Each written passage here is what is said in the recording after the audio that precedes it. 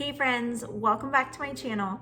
Today I want to talk to you about homeschooling. So I'm coming up to the end of my 5th year of homeschooling. I can't believe it's been that long. And I have some thoughts to share with you to help you really consider if homeschooling is something that you should do as a Christian mom, and why I really think you should seriously consider it. Now, I know not every parent can homeschool. I'm well aware of that. And so this video isn't going to be for everybody. This video isn't meant to make people feel bad if that's not something that you can do in your life. But if this is something you're considering and you're on the fence about, I really want you to hear me out for this video. So a lot of times, I think most of us, our top reason for homeschooling is because we want to teach our children the truth of God's word. We want to teach them a biblical worldview, which obviously is not being taught increasingly more and more in public schools. Sexuality, culture, politics, all these things are being taught more and more from a non-biblical perspective in public school. And I mean, what do we expect? It's not a Christian school. It's not a Christian environment. So that's probably most of us our top reason. And I'm not going to get into that per se in depth in this video because I think that's kind of like a non-negotiable. It's like, yeah, that's our number one reason. But I want to talk to you about something that maybe you haven't unpacked as much, you haven't thought about as much when it comes to a very positive benefit of homeschooling. And that is the fact that homeschooling allows your child to be a child, for your child to enjoy childhood if you're doing it the right way. And what I mean by that is increasingly today, children are being encouraged to grow up too fast. They're being exposed to more grown-up concepts and ideas and content. I mean, even just look at the shows and the movies being created for children nowadays. I feel like a lot of movies for kids are being created for more the adult that's watching with the child than it is for the child. Like, there's so many cute shows for that like preschool, kindergarten age, but as you get older, it's more difficult to find content that's just wholesome, good childhood entertainment. It's kind of crazy to me. And I think that's something that is so important for our kids, is to not encourage them to grow up too fast, to not expose them to content that is not beneficial to them growing up as a child. Once you become an adult, you can't go back to being a child. And I've told that to my children. I'm like, just enjoy this phase. Once you become an adult, you can't go back. Childhood is so short. It's 18 years and then it's gone like that. I mean, I feel like just yesterday I was 18 years old, which is way longer than that.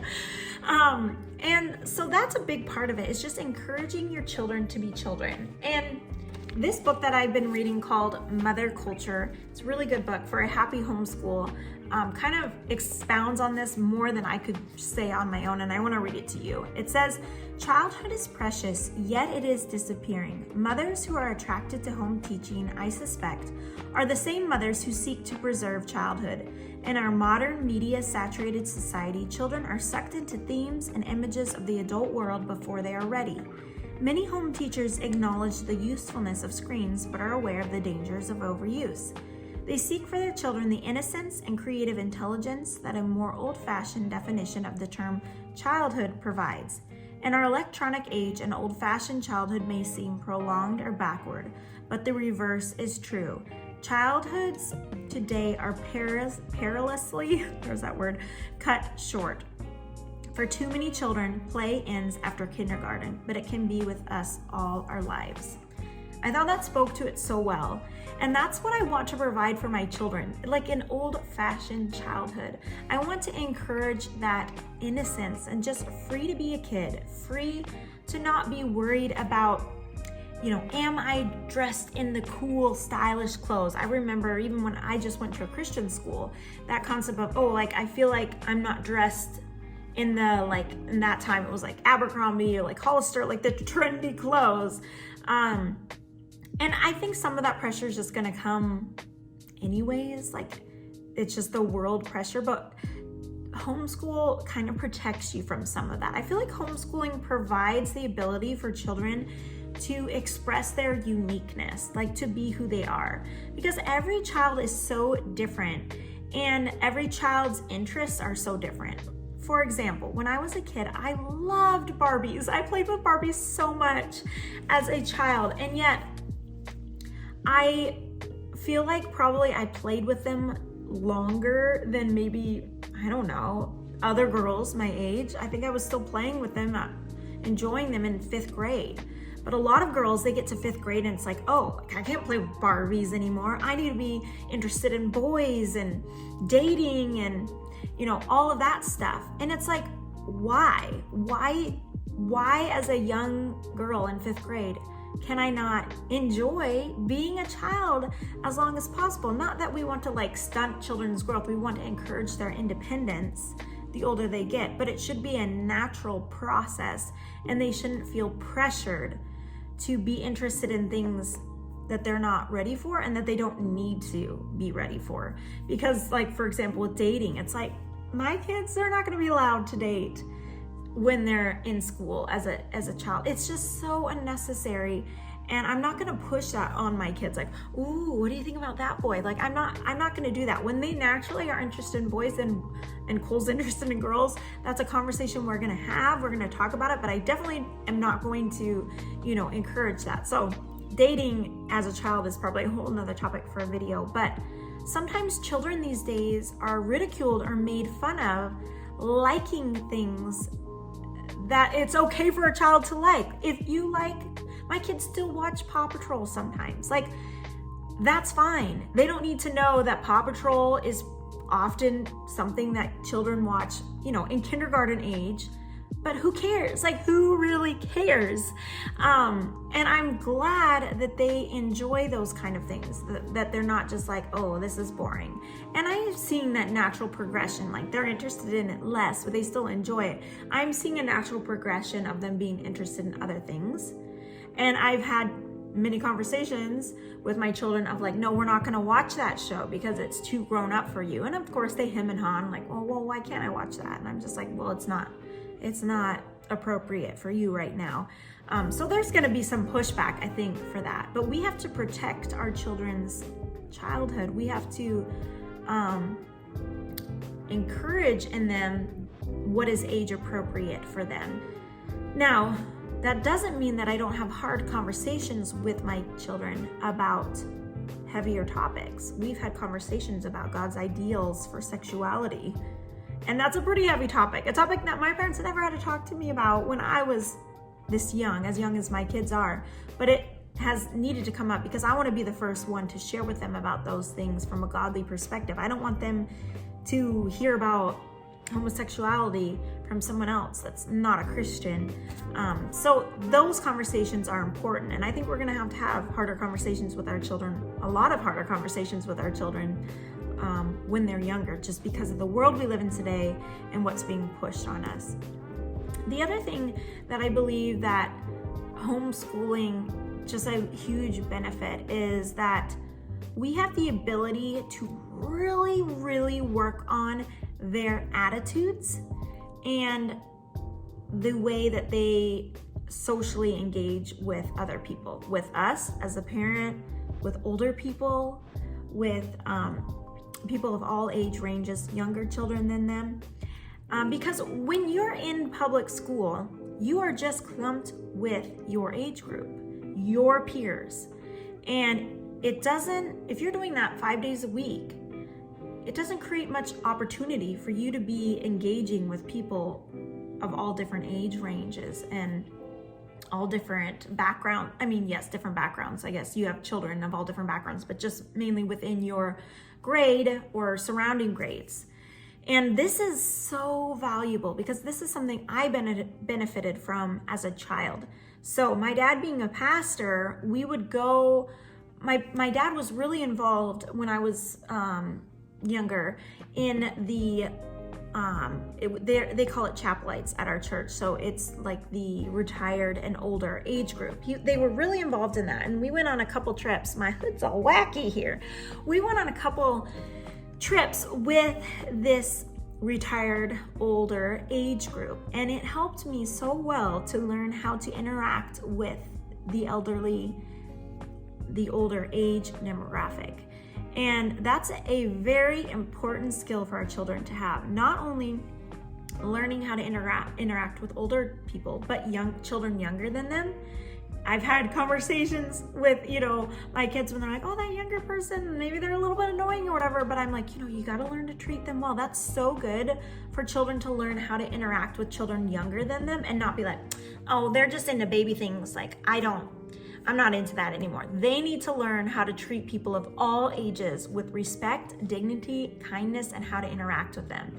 And the number one relationship that you have the ability to have so much time to foster, to cultivate, to work at is the parent-child relationship.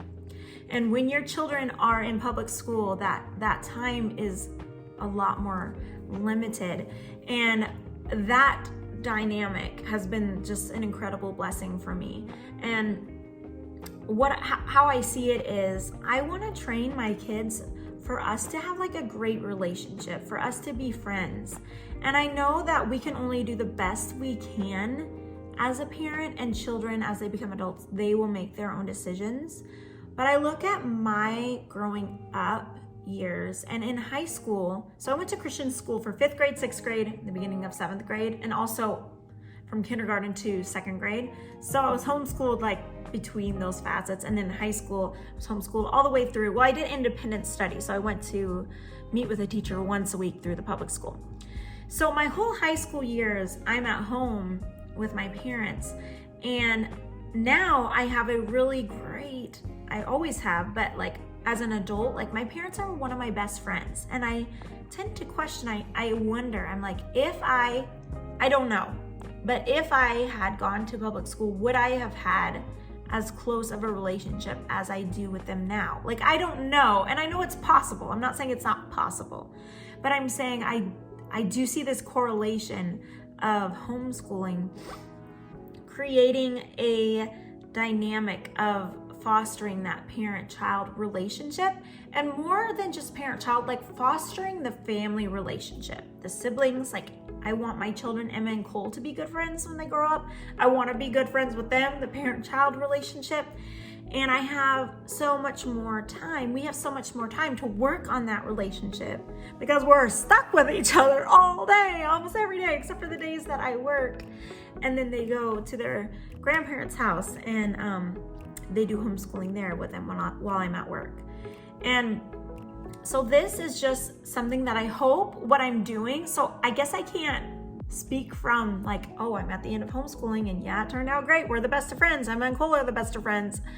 I'm coming at sharing it from the perspective that I think and I hope that I'm planting seeds of really growing this tight-knit family dynamic. And even though I'm a single mom, so even though my children are growing up in what's considered like a broken family, I really hope that I'm fostering in them a really strong family dynamic of what it means to family, and that we're always here for each other, and that we work through our differences, and that we love and respect each other, and that we enjoy being around each other, that we get to do fun things together. Like, I genuinely enjoy being around my kids. And part of what I see parents who can enjoy being around their children are often parents that are heavily involved in their children's lives. Parents that are limited involved in their children's lives, sometimes it's more difficult for them to be around their children because there's a lack of respect there. There's a lack of discipline and obedience. And so I guess it's like the more effort you put into spending time and raising your children, the more you're going to get out of it in the long run. Not always, because children have free will as adults.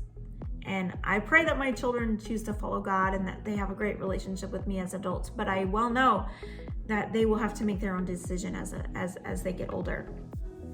So I guess I could go on and on talking about this, but I just really wanted to share these things for you to consider, to think about homeschooling, or if you're already homeschooling, but maybe you're getting a little bit weary, because I know how hard it is. Okay, at the end of 2019, I seriously was very close to putting my daughter into public school because I was like, I don't know if I can do this. This is so hard. And then I changed my mind. Then 2020 happened, the pandemic happened, and I was like, oh, okay, God knew what he was doing, like that I didn't do that, because then I would have had to like take her out and it would have just been in public school, out of public school, like I would have been homeschooling anyways. So God knew what he was doing. But I just hope that this maybe refreshes you, because sometimes we just need that perspective shift. Like when we're in the trenches and we're like, this is so hard, because homeschooling is so hard. It is hard. It's a daily sacrifice. But sometimes we need that perspective shift of like why we're doing it and the benefits that we hope to reap from it in years from now. We may not see that right now, but hopefully in years from now. And so those are some thoughts I have to share with you guys. I would love to know any thoughts you have, like the benefits maybe if you are homeschooling that you have reaped from homeschooling, or if you're considering homeschooling, just some reasons why you're considering homeschooling, or maybe why you're a little bit nervous about doing homeschooling, why you're on the fence about it. I would love to know. So don't forget to give this video a thumbs up if you enjoyed it, if it was helpful to you. And that's all I got to share with you guys today. Alrighty, talk to y'all later. Bye.